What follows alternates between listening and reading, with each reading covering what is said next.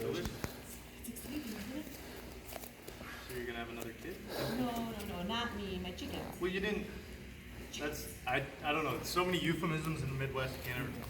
Right? So I'm gonna hit that leg drag, get that leg tight. I'm gonna drive across in order to get his hips turned. Circle behind. Right now I hit my side control here. Okay. What's his first goal? Once I get side control. Inside frame, then underhook. Right? I'm gonna anticipate that. So as he starts to shrimp away, right? I already lost his hip control. He did a good job putting that outside foot on the ground, shrimping out, got his frame, started turning up onto his side. I'm not gonna try to keep driving into him. See how far back my butt is? He's got a good solid frame here. It's gonna be a lot of work, so I'm not gonna work that hard, right? I'm gonna let him come up onto his side. My arm's gonna just dive into his armpit. I'm gonna take that outside leg here, step over his head, wrap his elbow. That hand that was inside his hip is gonna come right back to his wrist.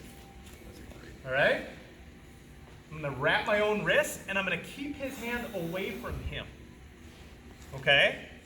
Now, if you feel like you don't have good control here, I can glue it to him in order to get my grip with my wrist, but now he has the opportunity to grab onto things, right? It's a lot of work. So if I can time this where I keep that hand away, catch the wrist, now as I wrap my own wrist, he's gonna try to bring the arm in for me. I just keep it away from him and tuck it behind his back. Does that make sense?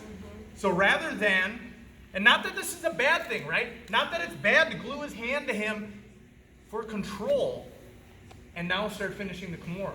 But if I can keep that arm away from him as I come up into teabag, grab the wrist, grab my wrist, now as he pulls it back in, I'm just gonna use my body to keep it away from him. Tuck it behind his back, right? That hand comes right to his spine and then I start curling back towards his head, right? Nice and slow. Yes? Yes. So, I'm gonna hit my leg drag. I start driving in. I come around the head. He's already doing what he should be, right? A little bit of head pressure, but that's okay. Okay? I'm gonna step over the head. My arm that was here is coming around and hooking the elbow. If you can't see it, come around in front of you. We didn't time this very well, so we're just coming around fast. Right? So I stepped over his head, I sit up, and I keep his elbow and his hand away from his body. Outside hand to his wrist, no thumbs. I'm not wrapping it here. Just like monkey paw. Second hand to his wrist. Now as he pulls it back to his body, I just keep it away, tuck it behind his back. Doesn't need to be any faster than that so I don't hurt his shoulders. Questions? I see that first initial transition one more time. You need to see it or you can? Just do it again. No, this one. Do this one. Boom. I start coming across. He frames off. He swims. Wrap. Keep it away. Grip.